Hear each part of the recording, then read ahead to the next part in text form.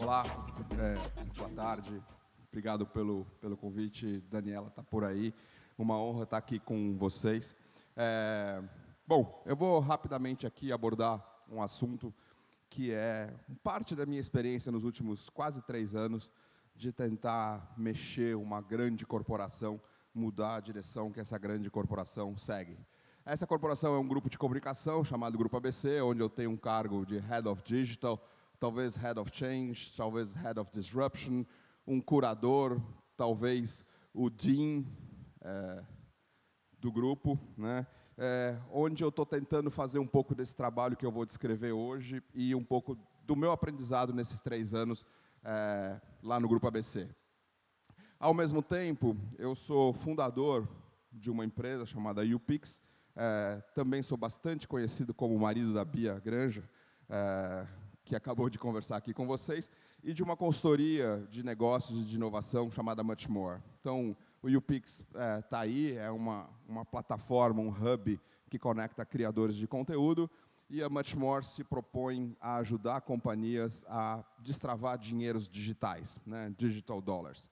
Enfim, então, o meu papo de hoje é empreendedorismo e inovação dentro de grandes corporações. Alguns fatos, alguns learnings, alguns do's and don'ts que eu tive nesse quase 3 anos aqui fazendo um pouco disso. Então, a primeira realidade, o primeiro grande fato, é que o fracasso é a regra, né? As grandes corporações, na verdade, muito raramente conseguem inovar.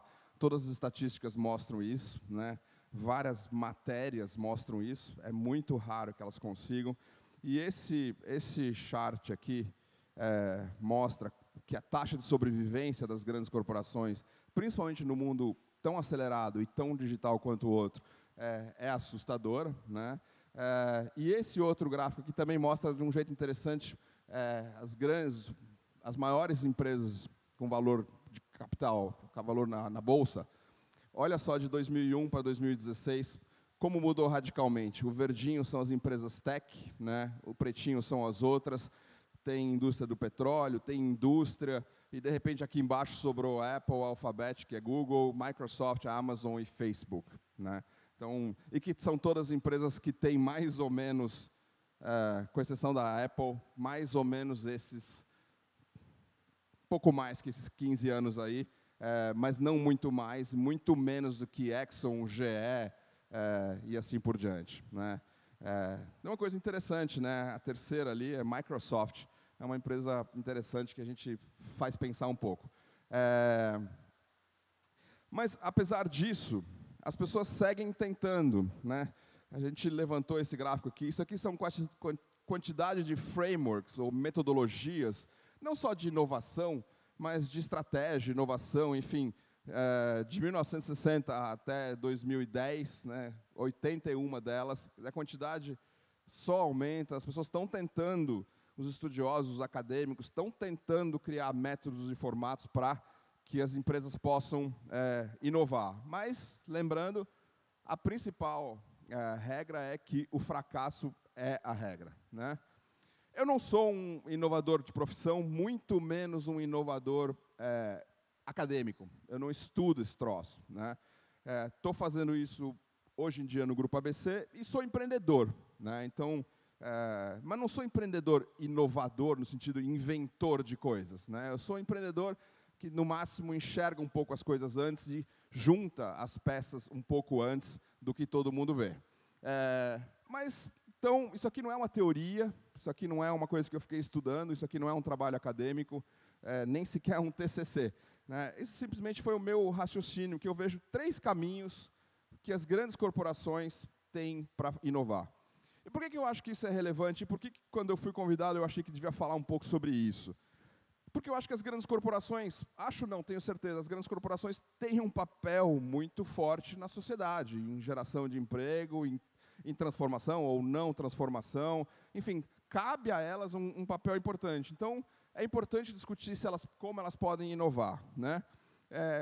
Um dos jeitos é com um líder visionário, né? A gente tem um exemplo aí.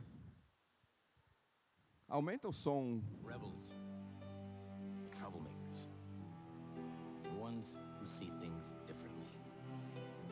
While some may see them as the crazy ones, we see genius. Because the people who are crazy enough to think they can change the world are the ones who do.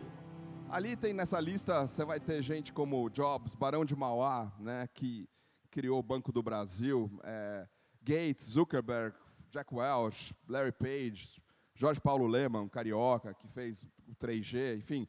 Então, um líder visionário, ele transforma o troço inteiro, né? Isso não resta muita dúvida e não é isso que a gente precisa ficar discutindo aqui. Um outro jeito é fazer do lado, né? Fazer um troço paralelo, né? E a gente também tem um monte de exemplos. Um videozinho que eu vou mostrar um trechinho para vocês é da Unilever comprando o Dollar Shave Club por $1 bilhão.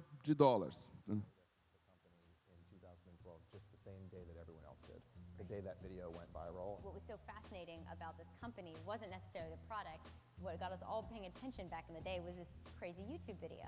It's this close-up shot, and he says, "Hi, I'm Mike, CEO of Dollar Shave Club." What is DollarShaveClub.com? Well, for $1 a month, we send high-quality razors right to your door. Yeah, $1. Are the blades any good? No.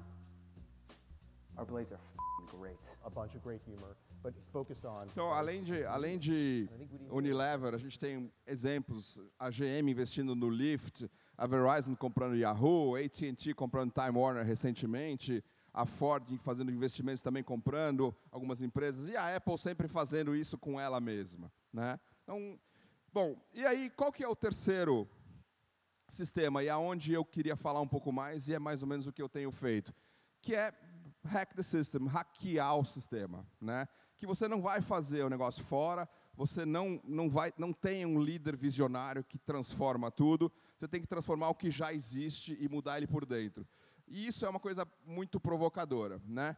A gente, não sei quantos vocês sabem, mas em 1865, no começo dos primeiros carros motorizados, passou uma lei na Inglaterra, né, que dizia que na frente de cada carro motorizado tinha que ter um cara com a bandeira vermelha, daí que vem esse símbolo de bandeira vermelha, avisando, porque era um troço perigoso, enfim, isso era o sindicato das carruagens, né, ali atrás, se prevenindo. Eles conseguiram atrasar um pouco esse processo de evolução por uns 3 anos, né, mas todo mundo sabe a história, até chegando a hoje, a gente já está achando que o carro já é um problema, né, virou, a gente acabou de ver na palestra anterior. Então, as organizações têm muito disso, elas são criadoras de red flag.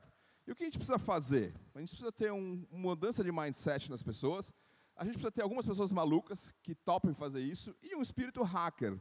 Hacker não no sentido de o cara um hacker do mal, mas um hacker do bem, um hacker que não segue as regras, que não faz como está escrito nos manuais. E aí eu separei para vocês 7 hacks que eu acho que são legais, né? Então, primeiro, não conta tudo. E seja muito mais um tradutor do que um disruptor, né? Eu faço isso no meu dia a dia. Eu não conto os planos, eu não conto para onde a gente está indo, porque senão alguém vai dar um jeito de botar um red flag na minha frente, né? O segundo é, seja um fazedor, faça coisas, mostre pelo exemplo, mas explique o que você está fazendo de um jeito super, super simples. A gente fez um programa lá no ABC para motivar a galera, são mais ou menos 2.000 colaboradores, a empreenderem. Ele chama Startup. E ele é tão abaixo do radar, ele convida o funcionário a empreender o seu próprio projeto, não tem participação nenhuma do grupo, da empresa, e ele passa abaixo do radar. E eu expliquei isso de um jeito muito simples, e conforme ele vai fazendo isso, ele vai criando todo um novo mindset, eu vou mostrando novos lugares, eu vou mostrando os coworking spaces, eu vou mostrando o cubo do Itaú, para um povo, para um grupo de líderes que vai se contaminando por isso, mas sem eu estar dizendo que eu estou fazendo isso de propósito. Depois tem alguns padrinhos dessa brincadeira, e que sejam confiáveis, e que sejam quietos, porque senão fura a primeira regra, né? O cara começa a fazer muita propaganda disso, né? Depois transformar um pouco a sua missão numa causa e ter aliados, né? E nunca ser um fatalista e um catastrofista, né? Eu vejo que em qualquer segmento, inclusive nessa questão de urbanismo e de meio ambiente, a visão catastrofista, ela cria muitos carregadores de red flags, né? Ela é muito assustadora e cria muitas barreiras nas pessoas. E depois fazer com que as pessoas entrem na sua própria jornada, né? E a gente sendo o exemplo, e no final das contas, líderes que estão, ou os padrinhos que estão conduzindo o processo, acabem fazendo a sua própria jornada de inovação, de transformação, né? E no fim, o sexto item é ser muito mais uma bússola do que o motorista, muito mais alguém que mostra alguns caminhos, e o máximo possível em termos de exemplos, sendo muito mais uma bússola do que o próprio motorista da mudança, né? E fazer com que o padrinho principal, algum executivo, seja o número 1, às vezes não é o número 1, às vezes é o número 2, às vezes é a eminência parda, às vezes não é o cara que sempre liderou o negócio, mas é o cara que tem poder de liderança e está enxergando a mudança, ele liderar esse troço, né? Não ter um Head of Innovation, Head of Digital, sei lá, qualquer coisa. Então, no Grupo ABC, quem faz isso é o Guga Valente, que é o sócio do Nizam Guanais, é ele que está puxando esse processo de transformação lá dentro, com a minha tradução, com o meu hacking, etc, etc. E, por fim, talvez mais importante de tudo, é seguir sendo o seu próprio hacker, né? Que é o que, no final das contas, trava a nossa vida na maior parte das vezes. A gente participa de coisas incríveis, a gente vem num evento desse, volta transformado. Hoje é sábado, amanhã de manhã é um domingão. Na segunda-feira, a vida tende a voltar a ser muito parecida com o que ela era antes, apesar de uma experiência incrível e transformadora. Então, eu sempre procuro me auto-hackear e nunca me esquecer disso. Para terminar, eu queria colocar uma pergunta e eu busquei uma resposta.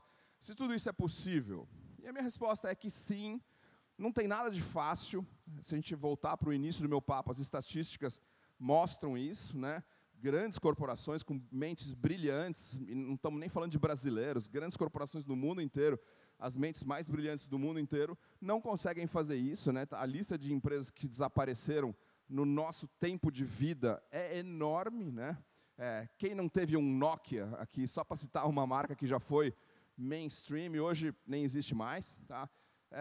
E aí, em vez de eu pegar um exemplo corporativo, eu resolvi trazer um exemplo mais pessoal do Rio de Janeiro, que eu acho que é um hacking de todo um sistema, de quase toda uma sociedade, de toda uma região, do esquema das favelas, da pobreza, etc. E queria terminar o meu bate-papo com essa mensagem, que eu acho que tem um enorme exemplo aqui no Rio de sucesso, de inovação e de hacking.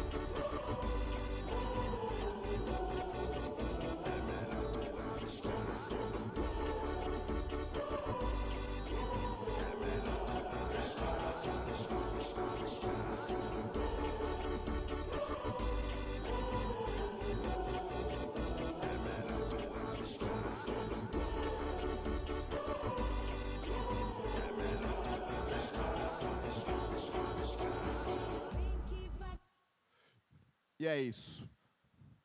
Obrigado, gente. Valeu.